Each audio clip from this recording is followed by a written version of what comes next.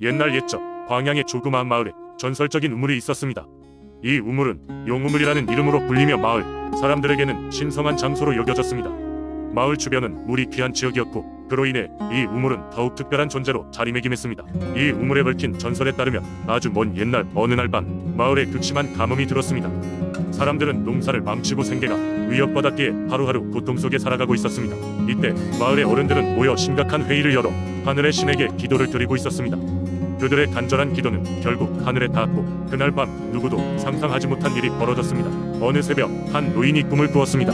꿈속에서 하늘에서 내려온 거대한 용이 마을 한가운데에 있는 작은 연못에 내려와 고개를 휘두르더니 그 물이 갑자기 솟아나는 것을 보았습니다. 노인은 이 꿈이 예언임을 직감하고 잠에서 깨어났습니다. 이후 그는 꿈에서 본 그대로 마을 사람들에게 전했고 그들은 함께 연못 주변으로 모여들었습니다. 온 마을이 모여 탄성을 내지를 때 고요한 연못에서 물기둥이 하늘로 솟아오르기 시작했습니다. 이 물은 얕고 탁한 연못물이 아니라 맑고 시원한 생명의 물이었습니다. 사람들은 이 기적의 순간에 눈물을 흘리며 용신의 은혜를 감사했고 이 우물은 용우물로 불리게 되었습니다. 원주민들 사이에서는 용이 물속 깊이 숨었다고 전해졌으며 우물의 물을 마시면 용이 축복이 깃들 것이라 믿었습니다. 바쁜 농사철이나 급한 비가 필요한 시기에는 마을의 영감들이 우물가에서 용신에게 제사를 지내고 했습니다. 그들의 믿음은 언제나 하늘의 응답을 받았고 그렇게 마을 사람들은 어려운 순간을 견뎌낼 수 있었습니다. 오늘날에도 광양의 많은 사람들은 이 전설을 기억하고 전하고 있습니다. 용우물은 더 이상 존재하지 않지만 그 이야기는 여전히 사람들 사이에서 살아 숨쉬고 있으며 마을의 역사를 고이 간직한 채 전통과 신앙의 상징으로 자리 잡고 있습니다. 이 전설적인 우물을 통해 마을은 다시금 용신의 은혜와 자연의 위대함을 기억하며 평화로운 삶을 이어가고 있습니다. 두 번째 이야기 옛날 옛적 지금의 경상북도 구미 지역에는 달맞이 여신을 숭배하는 마을이 있었습니다. 이 마을 사람들은 매년 음력 1월 15일 지혜와 번영을 기원하며 달맞이 축제를 열었습니다. 이 축제는 마을 주민 모두가 참여하며 여신에게 풍요와 안전을 기원하는 중요한 행사였습니다. 달맞이 축제가 열리면 마을 사람들은 각자의 정성 어린 음식을 준비해 여신을 기리는 제단에 올렸습니다. 가장 중요한 순서는 마을의 현명한 연장자가 달이 뜨는 산 정상에서 여신에게 기도하는 것이었습니다. 그는 마을 사람들에게 달이 빛이 주는 의미를 설명하고 여신의 비월에 어떻게 살아가야 할지를 일깨웠습니다. 하지만 어느 해 마을 근처 산속에 사나운 호랑이가 나타나기 시작했습니다. 호랑이는 마을 사람들을 위협하며 그들의 소중한 가축을 잡아먹었습니다. 마을 사람들은 기도와 함께 여신께 도움을 구했지만 상황은 쉽게 나아지지 않았습니다. 마침내 이번 해의 달맞이 축제가 다가오자 마을 사람들은 더욱 강한 기도를 올려야 한다고 믿었고 제단에 더욱 많은 음식을 준비했습니다. 그러나 축제가 열리자 마을 근처에서 호랑이의 울음소리가 들려오기 시작했습니다. 사람들은 두려움에 휩싸였지만 연장자는 걱정하지 말라고 그들을 안심시켰습니다. 달이 떠오르자 연장자는 산 정상에서 여신에게 기도했고 뜻밖의 일이 벌어졌습니다. 달빛이 평소보다 더욱 밝게 빛나며 마치 길을 인도하듯 산길을 비추었습니다. 그리고 그 빛을 따라 내려온 것은 다름 아닌 여신의 모습으로 추정되는 여인의 형상이었습니다. 여신은 호랑이 앞에 섰고 호랑이는 여신의 눈부신 빛에 눈이 멀어 그녀의 말을 주의 깊게 들었습니다. 그녀는 호랑이에게 더 이상 마을을 괴롭히지 말고 산속에서 조용히 살아가라고 말했습니다. 자신의 보살핌 아래 그와 그의 가족이 안전하게 살 수 있을 것이라는 약속을 하며 달빛의 보호를 받게 해줬습니다. 호랑이는 여신의 말을 따르기로 했고 그날 밤 이후로 마을 근처에서 호랑이의 울음소리는 들리지 않게 되었습니다. 마을 사람들은 여신의 은혜에 감사하며 더욱 열심히 달맞이 축제를 꾸리고 그녀의 가호 아래 새로운 번영을 꿈꾸었습니다. 이후로도 이 마을에서는 매년 그날이 되면 달을 바라보며 스스로의 삶을 돌아보고 자연을 경외하며 감사하는 시간을 가지게 되었습니다. 이로써 한 해 모든 재앙이 물러가고 풍요롭게 되기를 기원한다고 전해집니다.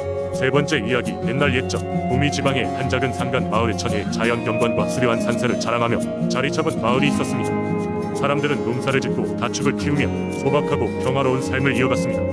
그런데 이 마을 사람들은 예로부터 이어져 온 민속신앙에 따라 매년 산신제를 지냈습니다. 그 이야기는 이러했습니다. 마을의 뒤편에는 높은 산이 있었는데 사람들은 이 산에 산신령이 살고 있다고 믿었습니다. 산신령은 온화하고 자비로운 신령이라 마을 사람들에게 풍족한 수확과 가축의 번영을 약속하는 존재였습니다. 전설에 따르면 산신령은 젊고 아름다운 모습으로 나타나 사람들에게 도움을 주곤 했다고 합니다. 어느 해 마을은 극심한 가뭄에 시달리게 되었습니다. 뜨거운 햇볕 아래 밭은 갈라지고 사람들의 얼굴에는 걱정과 불안감이 가득했습니다. 지긋지긋한 가뭄이 좀처럼 물러날 기세가 보이지 않자 마을 장로들은 산신령의 기도움을 청하기로 결정했습니다. 장로들과 마을 주민들은 정성을 다해 산신제를 준비했습니다. 정갈하게 손질한 음식을 차리고 마을 최고의 무당이 앞장서서 소리를 내며 마을 사람들이 산으로 올라갔습니다. 산신제는 여러 핑계나 사정을 이유로 피할 수 없는 무거운 행사였고 그만큼 사람들의 간절함은 컸습니다. 산 정상에 이르러서 무당은 산신령을 부르고 제사를 올렸습니다. 그는 산신령께 읍소하며 마을 사람들이 힘든 상황에서 벗어날 수 있도록 도와달라고 간절히 기도했습니다. 마을 사람들 또한 초롱한 눈망울로 산을 바라보며 산신령의 자비를 기다렸습니다. 산신제의 절정에 이르자 갑자기 산 정상에서 시원한 바람이 불기 시작했습니다. 그 바람은 마을로 내려와 사람들의 얼굴을 시원하게 식혀주었습니다. 그리고 얼마 지나지 않아 하늘에서 짙은 구름이 몰려들더니 시원한 비가 내리기 시작했습니다. 마을 사람들은 저마다 환희에 찬 표정으로 하늘을 우러렀고 그 해는 풍작이 이루어졌습니다. 비가 내린 후 마을에는 새로운 활기가 넘쳤습니다. 사람들은 산신령의 자비에 감사하며 앞으로도 매년 산신제를 정성스럽게 지낼 것을 다짐했습니다. 오랜 시간이 흐른 뒤에도 마을 사람들은 산신령에 대한 경외심을 잊지 않고 각자의 산 속에서 자연과 조화롭게 살아가려 노력했습니다. 이렇듯 구미의 전통 민속신앙 속에서 산신령은 마을의 수호자로서 그들의 삶에 깊이 뿌리 내리고 있었습니다. 산신제라는 전통을 통해 사람들은 서로의 마음을 하나로 모았고 그로 인해 마을은 더욱 풍요롭고 단단한 공동체로 거듭날 수 있었습니다. 네 번째 이야기. 옛날 옛적 전라도 임실의 한적한 마을에는 여우 할머니라는 전설적인 존재가 있었다. 마을 사람들은 그녀를 친근하게 불렀지만 그 뒤에 감춰진 이야기는 그리 간단치 않았다. 임실은 화려하지 않지만 그 나름의 운치와 품격을 갖춘 마을이었다. 이곳의 주민들은 대대로 농사를 지으며 소박한 삶을 이어갔다. 그러나 어느 날부터인가 마을에는 알 수 없는 불운이 시작됐다. 곡식은 자라지 않고 가축은 이유 없이 병들어 죽어갔다. 사람들은 점차 지쳐갔고 그들의 얼굴에는 걱정 어린 그림자만 드리웠다. 그러던 중 마을 어귀에 위치한 포플러 나무 숲에서 이상한 소문이 돌기 시작했다. 밤이 되면 나무들 사이에서 여우의 웃음소리가 들려온다는 것이었다. 처음엔 누군가의 장난이라고 생각했지만 시간이 지날수록 더욱 또렷한 소리가 들리자 사람들은 불안에 휩싸였다. 그때 마을에 새로 이사온 한 할머니가 있었다. 그녀는 언제나 밝고 자애로운 미소로 사람들을 맞이하며 마을 주변을 돌아다니며 친절하게 말을 건네곤 했다. 하지만 무언가 신비로운 오라를 풍기는 할머니를 두고 사람들은 여우 할머니라 부르기 시작했다. 그녀가 마을의 불운과 관련이 있을지도 모른다는 속삭임이 돌았다. 어느 날 밤 용감한 청년 몇 명이 용기를 내어 여우의 소리가 들린다는 포플러 나무 숲으로 향했다. 밤하늘에는 별이 촘촘하지만 숲속은 어두웠고 발밑에서는 마른 잎들이 바스락거렸다. 그들이 나무 사이를 헤치고 들어가자 어디선가 기이한 빛이 비치기 시작했다. 그리고 그곳에 촛불을 밝혀놓고 무언가를 중얼거리는 여우 할머니가 있었다. 청년들은 큰 소리로 외쳤다. 당신이 우리 마을의 불운을 가져온 것이오. 하지만 그녀는 조용히 그들을 바라보며 말했다. 아니란다. 얘들아, 나는 이 마을을 지키기 위해 이곳에 왔단다. 사실 여우 할머니는 오래 전 전설 속의 존재로 한때 이 땅을 지배했던 여우 요괴를 봉인하기 위해 모습을 드러냈던 것이었다. 여우 요괴는 강력한 힘을 가지고 마을을 혼란에 빠뜨렸고 여우 할머니는 그 힘을 막기 위해 자신을 희생한다고 했다. 그녀는 촛불과 함께 마을을 지키려는 기도를 드리며 마을의 안녕을 위해 매일 밤 숲에서 머무르고 있었던 것이다. 청년들은 그제서야 할머니의 진심을 깨달았다. 그들은 할머니를 포용하며 그녀에게 마을의 수호신으로서의 존경을 표했다. 이후로도 여우 할머니는 계속 마을을 지키며 주민들의 삶이 다시 풍요로워질 수 있도록 힘썼다. 그리고 여우 요괴는 그녀의 기도에 의해 점차 힘을 잃고 사라졌다고 한다. 이 사건 이후 임실 마을 사람들은 여우 할머니를 깊이 믿고 존경하게 되었고 매년 그녀를 기리는 축제를 열어 그녀의 희생을 기렸다.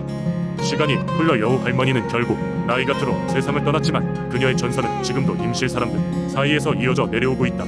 이렇듯 임실의 민속신앙에는 여우 할머니와 관련된 따뜻하고 가슴 뭉클한 이야기가 숨어있다. 다섯 번째 이야기. 옛날 강원도 정선의 산골 마을에는 수백 년의 역사를 간직한 용연사라는 사찰이 있었습니다.